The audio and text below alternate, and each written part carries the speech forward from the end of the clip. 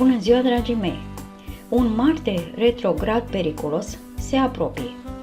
Iată la ce să ne așteptăm în perioada 9 septembrie-13 noiembrie 2020. Marte își petrece timpul în Berbec pentru ciclul retrograd complet de această dată. Marte este conducătorul planetar natural al Berbecului. În timp ce Marte este retrograd în Berbec, nerăbdarea poate fi cel mai rău dușman al nostru. Când Marte se află în ciclul său retrograd, suntem obligați să reevaluăm proiectele noastre actuale. Modul în care reacționăm la situații în condiții normale nu funcționează neapărat pentru noi acum sau nu ne încredem exact în instinctele noastre în faza retrogradă a lui Marte. Când furia este interiorizată, poate exista unele produse secundare destul de provocatoare, cum ar fi tensiunea, resentimentele, depresia, apatia și chiar paranoia. Ar trebui să ne înțelegem mai bine impulsurile, instinctele de supraviețuire, furia, sexualitatea, curajul nostru interior și modurile în care obținem ceea ce vrem de la viață. Cosmosul ne cere să privim înainte de a sări decât să ne aruncăm în acțiune, doar pentru moment. S-ar putea să avem nevoie de mai multă odihnă decât de obicei. Unii dintre noi sunt mai predispuși la accidente sau predispuși la boli, aproape ca și cum cosmosul ne forțează să încetinim dacă nu ne-am ascultat impulsurile naturale pentru a face o pauză. Este timpul pentru regrupare, iar acest lucru este important atât la nivel fizic cât și emoțional. Când Marte este retrograd, atinge un aspect de opoziție față de Soare, dar este cel mai aproape de Pământ. Acest lucru sugerează că o perspectivă complet nouă asupra dorințelor, mâniei și motivațiilor noastre este posibilă pe parcursul acestui ciclu de 10 săptămâni. Putem vedea mai clar diferențele dintre ceea ce simțim că ar trebui să facem și ceea ce vrem să facem, iar acest lucru poate duce la o mai bună înțelegere a modului în care ne gestionăm viața. Marte este curajos, competitiv, dinamic, teritorial, sexual, pasionat și egocentric. În timp ce Marte este retrograd, acționarea în aceste moduri ar putea să nu dea rezultatele scontate. Nu este atât un moment nepotrivit pentru a lua noi proiecte, cât este un moment în care putem fi mai puțin curajoși și mai nerăbdători să facem lucruri noi. Încetinirea are sens. Nu ar trebui să intrăm în panică dacă se întâmplă o nouă slujbă, proiect, interviu sau relație în timpul perioadei retrograde a lui Marte, dar probabil ar trebui să adoptăm o atitudine de așteptare și de a lua lucrurile încet înainte de a bloca ceva, deoarece perspectiva noastră se poate schimba odată cu Marte în mișcare directă și nevoile noastre pot părea considerabil diferite.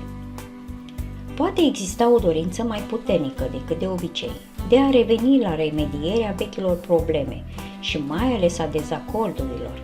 Revenirea la vechile relații care nu se terminau bine sau care altfel s-au defectat poate să nu mai fie cea mai bună idee, deși poate fi tentantă, deoarece problemele pot părea mai ușor de rezolvat sau inexistente.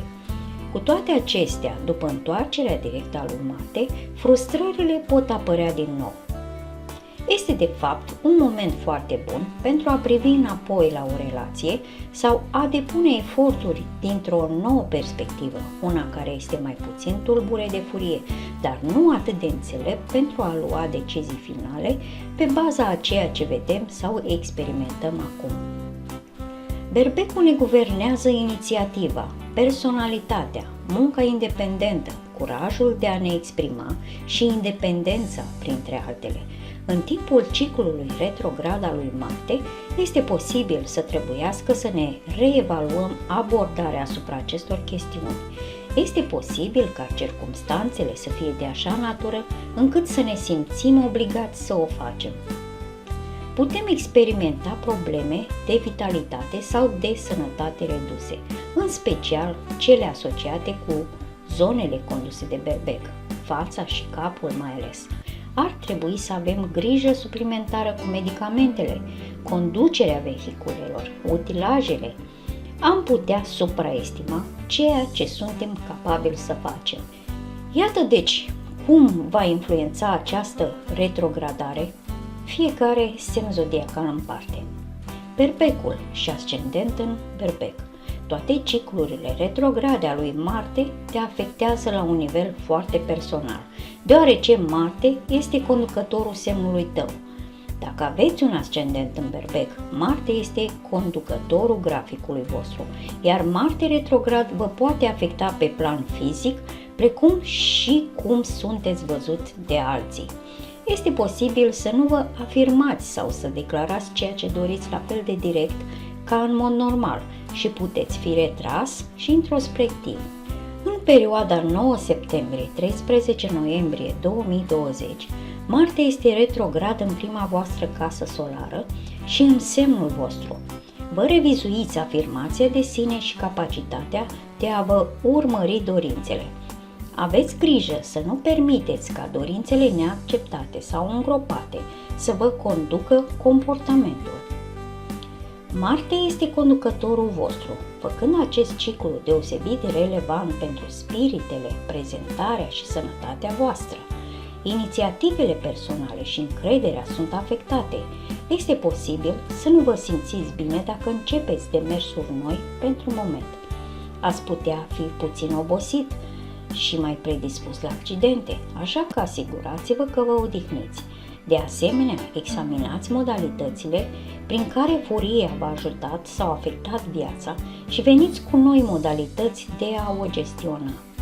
În acest proces puteți experimenta unele frustrări reale, dar luați legătura și cu forța voastră interioară.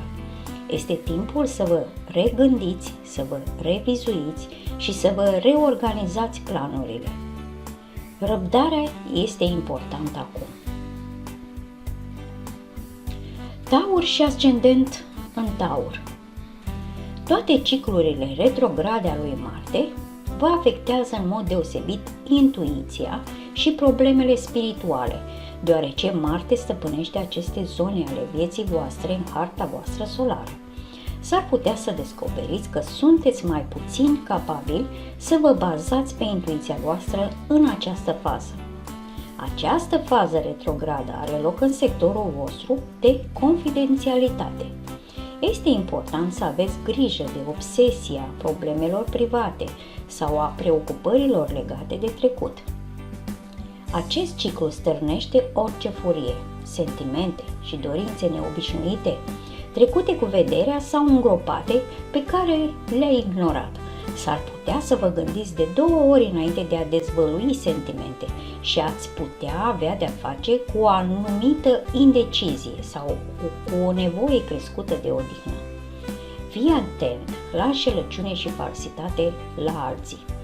Ar fi înțelept să fiți deosebit de clar atunci când comunicați despre lumea voastră interioară sau viața privată în timpul acestui ciclu sau să vă luați acest timp pentru a reexamina problemele mai degrabă decât să comunicați despre ele prematur. Fricile și anxietățile vagi necesită o manipulare specială. Natura dorinței tale poate fi destul de complicată acum și poate fi dificil să găsești căi directe spre satisfacție. Vechea ranchiună, rănirea și valurile de furie pot reapărea. Poate exista o vitalitate scăzută, probabil din cauza frustrărilor emoționale și a exasperării.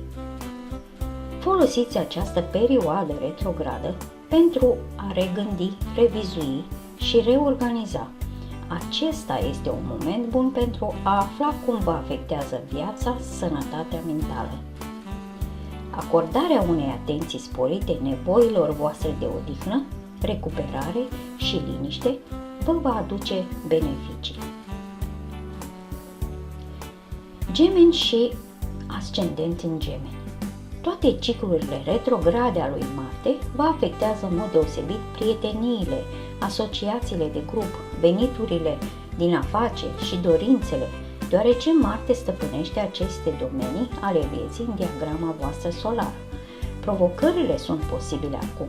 Entuziasmul pentru generarea de venituri din afaceri, pentru activități de grup sau comunitare poate scădea, probabil din cauza unor probleme sau contracarări în aceste domenii ale vieții. Este posibil să fiți confuz temporar cu privire la obiectivele pe termen lung.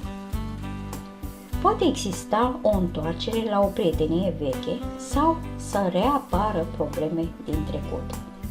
Poate exista frustrare cu obiectivele sau visele care nu se manifestă suficient de curând, când de fapt această perioadă retrogradă este puternică pentru a face modificări importante la planurile tale. Reorientarea, urmărirea înapoi și revizuirea devin necesare și recomandate acum.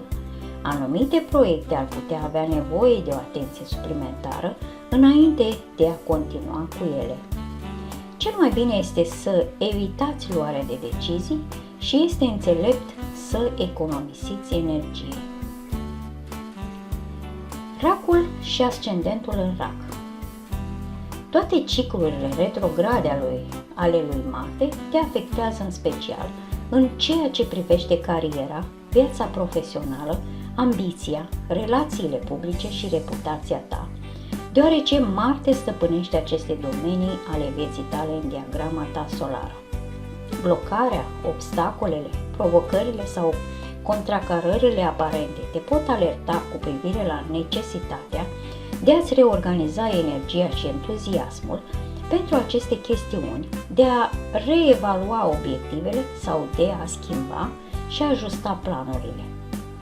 Entuziasmul sau motivația voastră pentru muncă, responsabilități și chestiuni publice sau profesionale pot să se clatine sau s-ar putea să vă întoarceți la proiecte vechi pentru a le întări sau a le reface.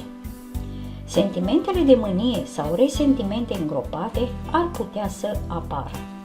Conservați-vă energia și evitați să faceți lucruri care necesită mai mult timp, energie și răbdare pentru a se dezvolta.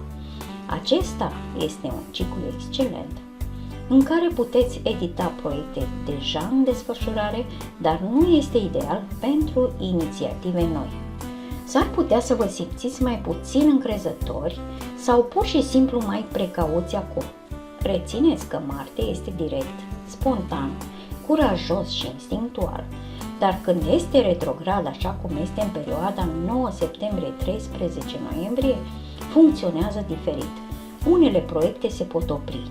Cu îndatoririle și responsabilitățile voastre s-ar putea să vă lipsească temporar ambiția și motivația. De data aceasta, acest Marte retrograd pune foarte mult accent pe probleme practice și de lucru. Modul în care vă organizați timpul este în discuție acum. Leul și ascendentul în Leu.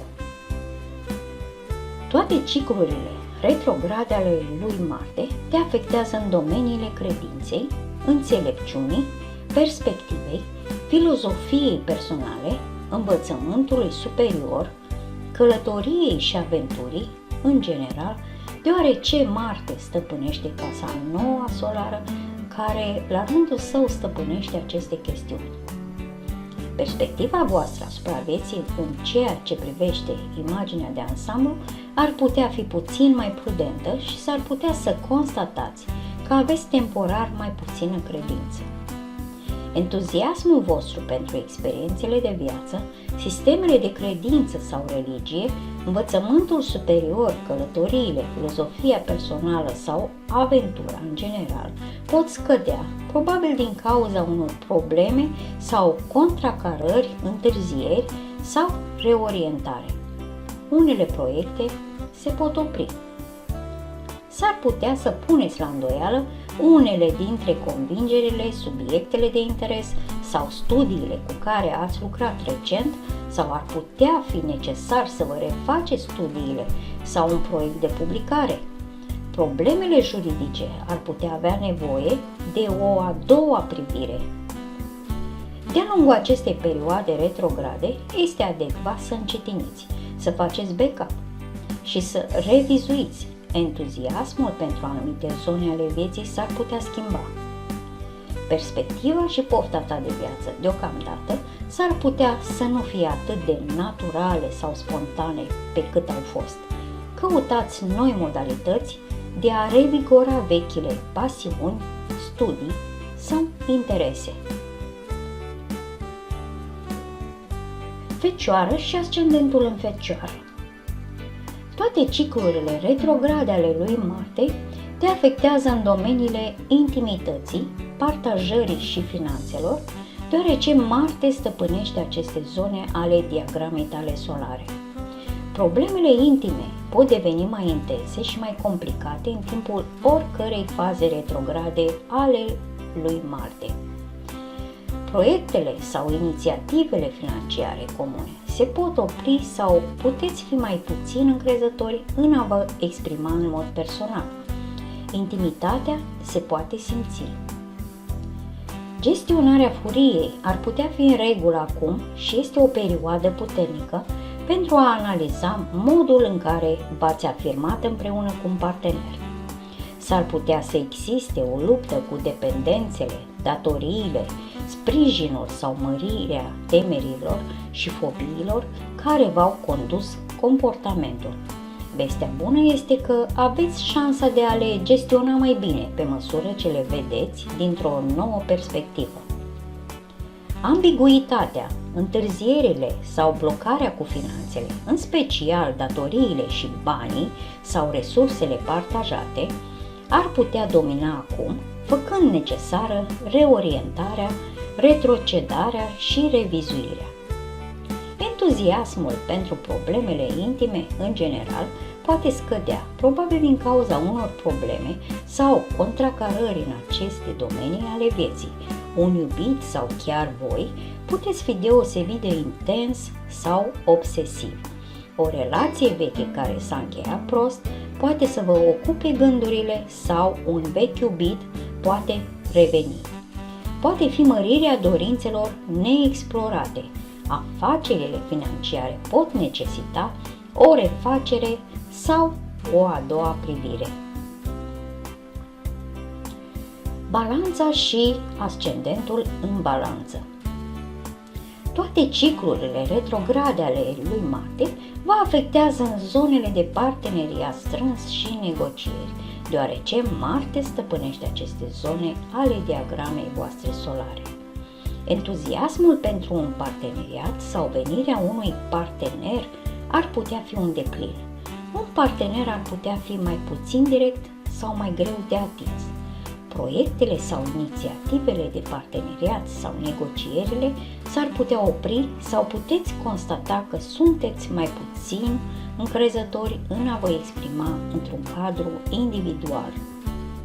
Fii atent la furia reprimată și la agresivitatea pasivă în parteneriatele tale și învață din experiențele cu aceste lucruri. Acest ciclu te obligă să-ți reorganizezi energia în ceea ce privește persoanele semnificative și parteneriatele din viața ta. S-ar putea să reevaluați modalitățile prin care abordați relațiile, precum și ce doriți de la relațiile voastre. Aveți șansa de a reevalua modul în care ați avut de-a face cu parteneri sau potențial parteneri și este posibil să găsiți modalități noi și îmbunătățite de a vă înțelege. Este posibil să vă explorați propriile probleme cu furie și asertivitate prin contextul unei relații sau printr-o persoană semnificativă din viața voastră. Acest ciclu este de asemenea despre echilibrarea vieții tale mai depline în ceea ce privește ceea ce faci pentru tine și ceea ce faci pentru ceilalți. Scorpion și ascendentul în Scorpion. Marte retrograd vă afectează în zonele de lucru, activitățile și rutinele zilnice sau sănătatea, deoarece aceste zone ale vieții sunt guvernate de Marte în diagrama voastră solară. Evenimentele ar putea conspira pentru a vă încetini ritmul în aceste zone, forțându-vă să reevaluați modul în care ați gestionat această parte a vieții voastre. Frustrările legate de rutina zilnică pot face parte din imagine acum. Nivelurile de energie pot părea scăzute. Este posibil să aveți de-a face și cu probleme de imagine, prezentare personală, aspectul fizic sau sănătatea. Este timpul să revizuiți dacă vă urmăriți dorințele și să vă gândiți să faceți modificări în abordarea voastră pentru a obține ceea ce doriți de la muncă, relațiile și programele de îngrijire personală. Entuziasmul pentru actualul loc de muncă sau regimurile de sănătate ar putea scădea, probabil din cauza eșecurilor, întârzierilor sau blocării, dar ajustările pe care le faceți acum pot fi de neprețuit. Aveți grijă la furie reprimată și agresivitate pasivă la locul de muncă sau cu cei cu care vă petreceți o mare parte din viața de zi cu zi. Rutinele zilnice sau munca se pot simți puțin lipsite de viață până când nu vă dați seama de modalități de a spori lucrurile. Eforturile de reorganizare și editare pot fi foarte fructuoase în timpul acestui ciclu. Modul în care vă organizați timpul, cum aveți grijă de voi și cum vă gestionați afacerile zilnice este în curs de examinare. Săgetător și ascendent în Săgetător. Marte retrograd te afectează în domeniile creativității, copiilor, recreierii, divertismentului, hobby-urilor și romantismului, deoarece Marte stăpânește aceste zone ale diagramei tale solare. Acest lucru se poate întâmpla într-o varietate de moduri, cum ar fi probleme cu entuziasmul unui iubit sau al copilului, de exemplu, sau un proiect creativ care întâmpină unele contracarări sau, eventual, un eveniment sau circumstanță care vă împiedică să vă bucurați de hobby-uri sau activități pendelete pentru un moment. Aceasta poate fi o perioadă de revizuire a timpului liber sau a unei relații amoroase. Ar putea exista un interes în scădere pentru un hobby sau întoarcerea la unul vechi. Atenția și poate anxietatea sau confuzia pot fi mai dominante acum. S-ar putea să vă lipsească temporar motivația, nefiind sigur dacă activitățile actuale vă îndeplinesc. Aveți grijă acum la furie, frustrare și agresivitate pasivă în relațiile voastre. Faceți tot ce este nevoie, încet, dar sigur, pentru ca zonele disfuncționale ale vieții voastre să revină pe drumul cel bun. Această perioadă este o perioadă de reevaluare a zonelor din viața voastră pentru care este posibil să fi pierdut în un anumit entuziasm, în principal legat de romantism, proiecte creative, timp liber, hobby-uri și parteneriate. S-ar putea să vă întoarceți la trecut pentru răspunsuri. Scopul vostru este să faceți mai multe strategii decât să continuați cu noi inițiative. Capricorn și ascendentul în Capricorn. Marte retrograd vă afectează în domeniile de acasă, familie, securitate și activități domestice, deoarece Marte stăpânește aceste zone în diagrama voastră solară. De exemplu, proiectele gospodărești pot încetini sau se pot opri. S-ar putea să vă simțiți mai defensivi în această perioadă sau s-ar putea să vă concentrați pe valurile vechi de furie sau problemele emoționale din trecut care reapar la suprafață. Este un moment bun pentru a examina modul în care ați exprimat furia sau ați afirmat acasă, în viața personală și cu familia. Dacă acest tranzit stimulează conflictele sau disputele, este probabil să fie legat de familie. Este posibil să aveți argumente cu ei, despre ei sau în numele lor. Reorientarea, urmărirea înapoi și revizuirea devin necesare și recomandate acum. Pot exista unele reevaluări, întârzieri sau retrogradări în viața ta. Faza retrogradă este utilă pentru a face față furiei și resentimentelor îngropate și a revizui și regla proiectele din jurul casei. În ciuda micilor neplăceri, sunteți pe o cale către o viață nouă și îmbunătățită la domiciliu și relații cu familia. Acest lucru poate dura câteva luni, dar munca pe care o faceți acum va fi recompensată. Vărsător și ascendentul în Vărsător. Marte retrograd vă afectează în zonele de comunicare, frați, vecini, cunoscuți și transport. Acest lucru se datorează faptului că Marte stăpânește a treia casă solară. Comunicarea sau transportul ar putea avea un impact cumva, ceea ce face mai dificilă trecerea de la punctul A la punctul B, de exemplu, sau pot fi întâlniri ratate, întârzieri și birocrație, provocări cu studii sau defecțiuni mecanice. Proiectele mentale, cursurile sau studiile ar putea fi deocamdată mai puțin interesante sau revigorante. Poate că un proiect la care ați lucrat cu entuziasm întâlnește unele probleme și simțiți nevoia să-l abandonați cu totul.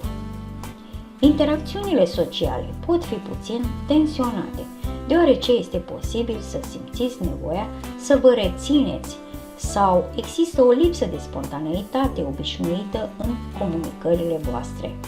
Poate exista frustrare cu rutinele zilnice.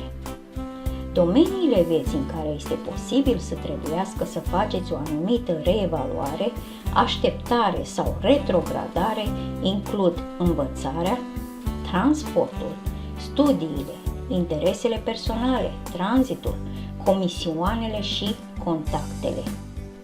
Blocarea, provocările sau contracarările aparente vă pot alerta asupra necesității de a vă reorganiza energia și entuziasmul pentru aceste chestiuni, pentru reevaluarea obiectivelor sau pentru schimbarea planurilor.